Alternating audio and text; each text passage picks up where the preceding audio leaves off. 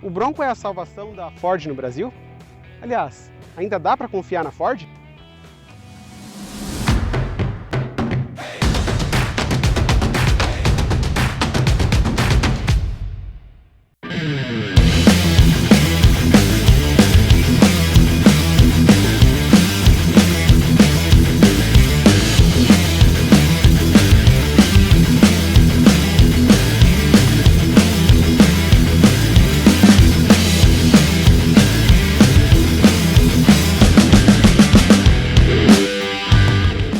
Fala pessoal, eu sou o Vitor Matsubara, mas vocês podem me chamar de Vitinho e esse aqui é a primeira marcha. Seja muito bem-vindo ou muito bem-vinda.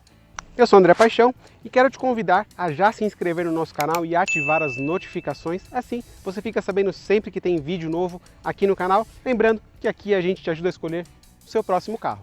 E quem sabe ele não vai ser o Ford Bronco Sport. Esse SUV vem importado do México e marca essa nova fase da Ford que só traz carros de fora do Brasil, e hoje a gente vai responder para vocês se ele é bom no asfalto e principalmente fora dele, né André? É isso aí, a capacidade off-road do Bronco é um dos principais atrativos desse modelo, lembrando que a Ford por enquanto só traz uma versão desse carro, a Wildtrak, que é a mais completa. Vamos começar falando do design que consegue uma mistura bem feliz entre nostalgia e modernidade. Alguns elementos são diretamente inspirados na primeira geração do Bronco que foi lançada nos Estados Unidos lá em 1966, como por exemplo o formato redondo dos faróis, embora nessa geração mais recente ele traga um filete de LEDs que se funde com a grade dianteira, que traz inclusive o nome Bronco por extenso sem o logotipo oval azul característico da Ford. Isso também a gente pode observar no Mustang, que é um ícone da marca americana. Aqui embaixo, na parte inferior dos para-choques, nós temos dois ganchos de reboque que são muito úteis caso você fique preso num atoleiro, pode acontecer, né? Mesmo sendo um off-road, isso pode acontecer. E outros elementos bem parrudos que reforçam essa valentia do Bronco no fora de estrada. Vem comigo aqui para a lateral para a gente mostrar alguns detalhes interessantes que estão presentes no SUV, a começar pelo logotipo da versão Wildtrak, que é a única versão trazida do México para o Brasil, e as capas dos espelhos retrovisores que são de plástico preto. Isso ajuda também para reforçar essa aparência parruda do carro.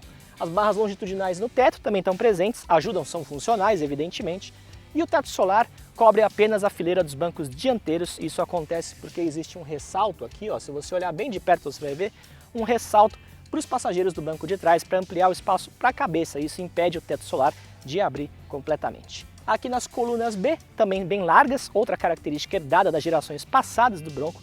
E lá atrás o André vai falar um pouquinho dos detalhes da traseira do SUV. Chegando aqui na traseira, a gente tem só uma confirmação do estilo caixote do Bronco Sport, com essa queda no teto chapada. E aqui, do lado esquerdo, é o único lugar do Bronco onde você vai ver o oval azul da Ford. O nome do carro está aqui gigantesco na parte central da tampa do porta-malas. Para isso a placa foi deslocada para o para-choque. E aqui, antes de eu mostrar um pouquinho do volume do porta-malas, a gente tem um dos easter eggs do Bronco Sport, que é a silhueta do primeiro Bronco lá de 66. Isso lembra muito o que a Jeep faz dos modelos Renegade, Compass, Wrangler, que ficou bem interessante também aqui no Bronco. Um outro ponto interessante é que esse carro tem a abertura do porta-malas de duas formas. Uma delas é abrindo só o vidro e assim você tem um acesso mais fácil ao compartimento. E a outra é a abertura convencional, claro. Aqui no porta-malas a gente tem 480 litros de capacidade, ele até poderia ser maior se não fosse o step integral que rouba parte da altura do compartimento. Ele também tem uma outra coisa muito interessante, que é uma mesinha. Ela é retrátil e ela fica normalmente aqui dobrada, e na superfície interior dela tem uma régua de 90 centímetros. Para montar a mesinha é muito fácil, é só desdobrar uma das superfícies e aqui no verso dela tem os dois pezinhos que ficam embutidos. É só desarmá-los, precisa um pouquinho de força, mas nada de outro mundo. E aí sim, você apoia os dois no para-choque e tem uma mesa de piquenique prontinha. E ainda para o piquenique ficar completo, se você trouxe aquela bebida, mas não tem um abridor de garrafas, a Ford pensou em você, porque aqui na lateral do porta-malas tem um abridor. Vamos falar um pouquinho de como o Bronco Sport se comporta no asfalto. Ele tem um motor 2.0 que é movido apenas a gasolina, um turbocompressor, são 240 cavalos e tem fôlego de sobra em todas as situações, mas sobretudo na estrada. A gente está falando de um carro americano, né? Então ele precisa ter bom desempenho, boa arrancada, boa retomada de velocidade, nas highways, nas estradas americanas que tem um limite de velocidade um pouco mais elevado do que aqui no Brasil. O fato é que ele não decepciona em todas as situações, ele tem boas arrancadas, boas retomadas, ele não vai deixar você na mão. E isso faz com que ele se distancie bastante do Compass. Tem muita gente que acha que o Compass é um dos concorrentes principais, se não principal, do Bronco, e não é. O Bronco está num nível acima, num patamar acima, e justamente por isso é que ele custa mais caro. A diferença de preço é bem significativa, bem acima do Compass Trailhawk, que é a versão a diesel, mas é a versão mais preparada para encarar o off-road. Em compensação, se ele é mais caro, o Bronco Sport também é mais bem equipado. Ele vem com 9 airbags e um pacote bem interessante de assistências de condução, com piloto automático adaptativo, alerta de colisão frontal, frenagem autônoma de emergência, assistente de permanência em faixas com correção de trajetória, e o piloto automático, inclusive, é capaz de acelerar, frear e fazer curvas sem a intervenção do motorista. Mas o carro da Ford se diferencia em alguns itens bem importantes. O seletor de modos de condução, que é chamado pela marca de GOAT, que é um acrônimo em inglês para vai por qualquer tipo de terreno, Goes Over Any Type of Terrain.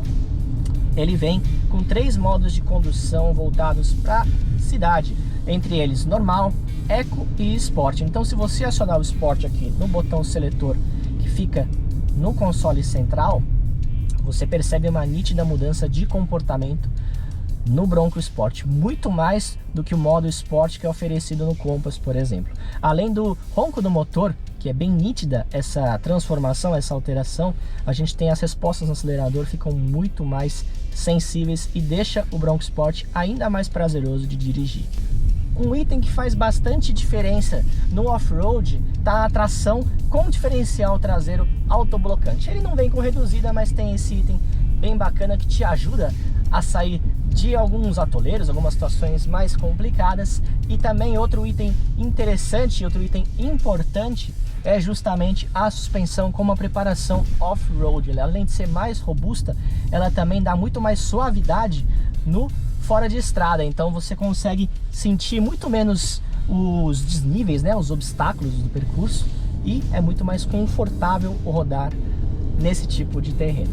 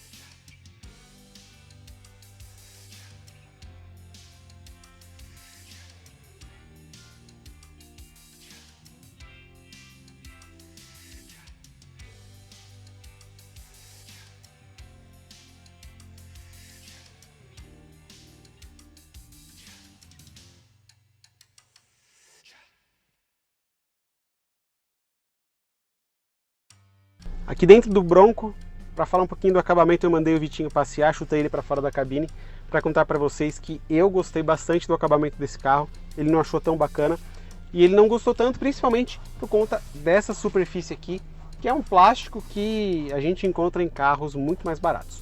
Só que muito além dessa textura, a gente tem um volante revestido em couro com um material muito bacana.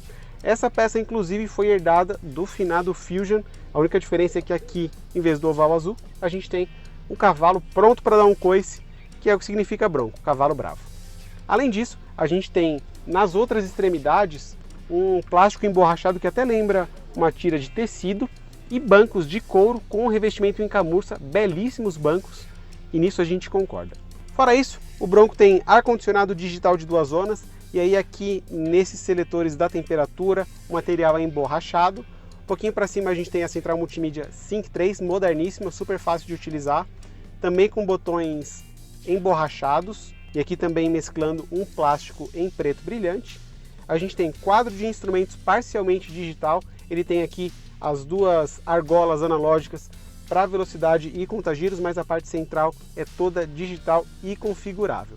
Aqui no console central a gente tem mais uma herança do Fusion com um seletor rotativo de marchas no lugar da tradicional alavanca. Um pouquinho para frente a gente tem um tapete emborrachado que também acomoda o carregador de celular por indução. Logo atrás do seletor de marchas a gente tem aqui um outro seletor, mas nesse caso dos modos de condução. São 7 e a Ford chama eles de GOAT Modes. GOAT, para quem não sabe, é uma sigla em inglês e traduzindo para o português, ela é popularmente conhecida como a melhor de todos os tempos. Até pode ser nesse caso, né, para o marketing da Ford, mas aqui eles falam que é um seletor para o melhor terreno adequado para o Bronco. Além do seletor, a gente tem 4 botões, cada um com uma função específica. A gente tem desligar controle de estabilidade, controle de trilha, bloquear o diferencial traseiro e também a 4x4 reduzida. A gente pode não ter concordado em todos os aspectos sobre esse carro, mas uma coisa a gente teve a mesma opinião, que é a de que o Bronco pode sim ser um recomeço para a Ford no Brasil. Mas a gente imagina que ele não vai fazer isso sozinho, a Ford vai precisar sim de mais modelos para mudar a imagem que ficou um pouquinho manchada aqui junto com o consumidor brasileiro. Pois é, se talvez a Ford trouxer um novo EcoSport, um modelo nesse segmento, que custe abaixo de 150, 100 mil reais, pode ser um caminho bem interessante, a começar, inclusive, pelo Bronco, que é um carro bem bacana. Inclusive não é só um SUV de shopping, ele é um carro bem valente para várias situações off-road, como a gente comprovou nessa avaliação, então ele pode ser um bom começo, sim. É isso aí, a gente espera que vocês tenham gostado e até a próxima. Até a próxima. O que você acha, André? Fiquei com vontade de espirrar.